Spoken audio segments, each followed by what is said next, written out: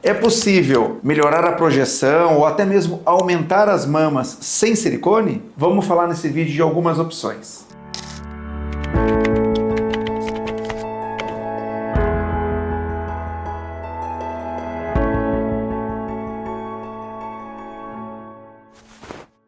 Olá, bem-vindo ao meu canal Cirurgia Plástica Sem Segredos, um canal criado para discutir assuntos às vezes polêmicos, atualidades relacionadas à cirurgia plástica, mas sempre com uma conotação científica, sempre mostrando a minha experiência e o que existe de publicações a respeito do assunto. Para você que não me conhece, eu sou Francisco Claro Júnior, eu sou cirurgião plástico com mais de 16 anos formado como cirurgião plástico, tenho uma experiência na cirurgia plástica de mais de 20 anos, sou professor universitário, estou ensinando residentes de cirurgia plástica há mais de 16 anos e também sou membro titular da Sociedade Americana de Cirurgia Plástica. Vamos conversar então nesse vídeo de algumas opções, que é uma angústia que afeta muitas das mulheres que querem aumentar as mamas, às vezes melhorar um pouquinho a projeção, melhorar um pouco o colo, mas não quer colocar o silicone. Principalmente porque a gente tem observado que nos últimos anos tem sido relatado um aumento de complicações relacionadas ao implante de silicone.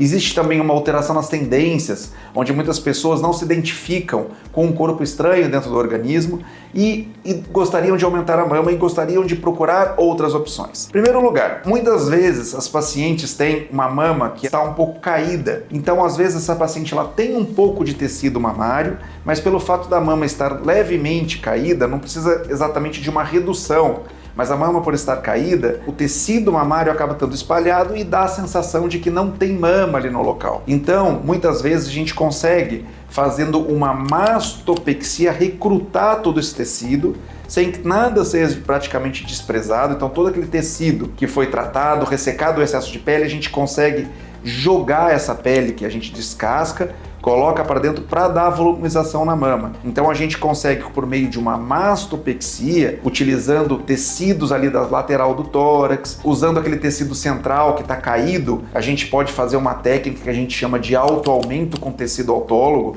criando um implante de tecido autólogo. Que é isso? Aquele tecido da região central da mama que seria desprezado, a gente descasca a pele naquela região, forma um implante, essa pele ela serve de um envelope para envelopar esse tecido glandular da mama, e ainda a gente pode levantar uma cinta, uma alça do músculo peitoral, da região peitoral, fazendo tipo uma cinta mesmo, e passa esse tecido, essa prótese que a gente fez do próprio tecido da paciente por baixo dessa alça. Essa alça vai servir como um sutiã que fica por dentro da mama sustentando. Eu quero abrir um adendo. Essa técnica ela não tem nada a ver com o que estão falando de sutiã interno. As técnicas de sutiã interno que são divulgadas nas redes sociais, elas são baseadas em pontos. São pontos que são dados para segurar a prótese de silicone. Isso daqui não. Isso daqui é um tecido glandular da própria paciente que passa por baixo de uma alça confeccionada pelo músculo peitoral, não tem nada a ver com o silicone aqui. Então a gente com isso consegue formar uma prótese com o tecido da própria paciente, fazendo então uma volumização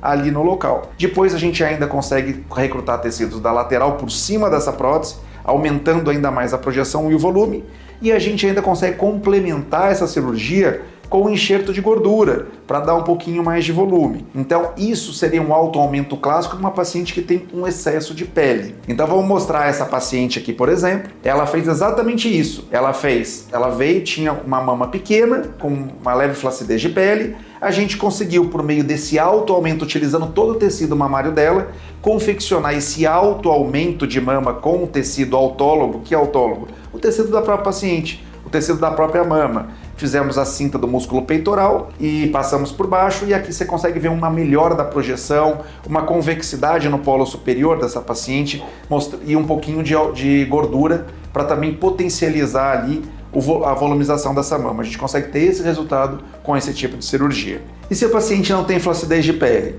Quando não tem quase nada de flacidez de pele e não tem muito tecido mamário, muita glândula mamária, uma opção que a gente pode usar para quem não quer silicone seria estar fazendo a lipoenxertia mamária. A lipoenxertia mamária, ela idealmente, para ter uma volumização bastante satisfatória, é interessante fazer às vezes uma ou duas sessões. Mas com uma sessão a gente já consegue ter um resultado bastante satisfatório. Quase todas as pessoas que fazem já são pacientes que geralmente não querem aquele volume muito grande, não tem uma intenção de ter um grande volume da mama. A lipoenxertia com apenas uma sessão consegue fazer com que a paciente, mesmo que às vezes em foto você não consiga ter uma comparação pré e pós-operatória muito grande, a paciente refere que por aumentar a densidade da mama ao toque, já percebe que tem mama ali no local, e ainda quando coloca um sutiã ou um biquíni que vai levar uma compressão do polo inferior da mama, inferior e lateral, você tem uma projeção desse tecido aqui na região do colo. Então ela é uma técnica sim que permite com que você consiga ter uma mama com uma certa volume, com uma melhor densidade, sem, claro, ser uma mama muito exuberante. Mas a paciente às vezes ela quer realmente o máximo possível. O que seria o melhor dos mundos se a pessoa não quer viver com o silicone, mas quer ter a maior mama possível? Aí a gente precisaria, nesse caso, às vezes fazer a utilização do silicone numa parte transitória. A gente poderia fazer uma sessão de lipoenxertia, coloca uma prótese pequena de 100 ml de silicone apenas para dar uma leve expansão. Quando for fazer a segunda sessão de lipoenxertia, a gente já pode fazer removendo essa prótese e colocando um pouquinho mais de gordura. Então, com duas sessões e usando uma prótese de silicone transitória, que seria apenas para dar expansão de pele, a gente conseguiria também dar um resultado um pouco melhor ainda, apenas usando a lipoenxertia a longo prazo. Então aqui eu quero mostrar um caso de lipoenxertia. Essa paciente, por exemplo, ela não queria de maneira nenhuma estar utilizando prótese e ela não tinha flacidez nas mamas, e a gente conseguiu, com uma sessão de lipoenxertia apenas, fazer essa volumização na mama dela, e ela ficou muito satisfeita. Eu acho que é muito interessante enfatizar aqui, porque uma coisa que a gente vê sempre nas redes sociais, na internet, é de que a lipoenxertia tem uma grande taxa de absorção. Eu vejo relatos aí de 60% falando, inclusive. Isso não é realidade quando a técnica é utilizada adequadamente. Inclusive, eu quero utilizar aqui esse exemplo mesmo. Essa paciente, ela fez a cirurgia com 6 meses de pós-operatório. Esse era o resultado que ela tinha, então já tinha regressão quase que completa do edema. E isso que é legal, ela manteve um resultado depois e a pele dela, você vê que é uma pele mais grossa, que não tinha tanta flacidez. Uma paciente bem jovem, e ela conseguiu esse resultado com apenas uma sessão de lipoenxertia. E interessante, depois de 3 anos, ela engordou, ganhou peso. E olha o que acontece com a mama dela. Ela consegue volumizar ainda mais essa mama dela. Por quê? Porque a lipoenxertia, apesar do nome, ela é um transplante de células vivas do seu organismo. A gente retira células vivas de uma região do corpo e leva para a mama. Então, se a paciente vier a engordar, as mamas vão aumentar de tamanho. E é claro, se as pacientes emagrecerem, as mamas vão diminuir sim, mas é uma diminuição transitória. Caso a paciente volte a engordar, a mama volta a crescer. Então não é aquela coisa que perdeu o resultado. Então a reabsorção ela existe sim quando a técnica operatória ela não é satisfatória, porque injeta as células de uma maneira que vai ter uma morte grande de células. Então é isso que é importante falar quando a gente pensa em lipoenxertia. E tem aqueles casos, claro, que a gente faz muito aqui na clínica, que são os pacientes que tinham prótese de silicone, a gente não pode deixar de mencionar desses casos, e depois quiseram tirar o silicone. Então a gente consegue, após a retirada do silicone, voltar a entregar volumização para essas pacientes com as mastopexias. Lembrando que em muitos casos a gente não consegue, pós-explante, fazer aquele retalho, alto aumento com retalho, e a cinta do músculo peitoral, porque como já foi tudo aberto, foi desvascularizado, foi cortado os vasos sanguíneos que iria nutrir esse retalho, então muitas vezes a gente tem apenas que fazer a mastopexia com tecidos laterais e o aumento com o enxerto de gordura. Então a gente consegue também, nesses casos de explante, também entregar um resultado bastante agradável. Pós-operatório, a paciente não fica estigmatizada de ficar sem mama ou ficar com a mama deformada após um explante. Então essas são as opções que tem de aumento das mamas sem a necessidade de silicone. Lembrando que a grande maioria dos casos aqui que eu mostrei é um perfil de paciente que não deseja uma mama muito grande, porque realmente é um resultado bastante natural e ele dá realmente uma volumização, consegue subir um pouco a mama, mas de forma natural e sem um aumento muito vigoroso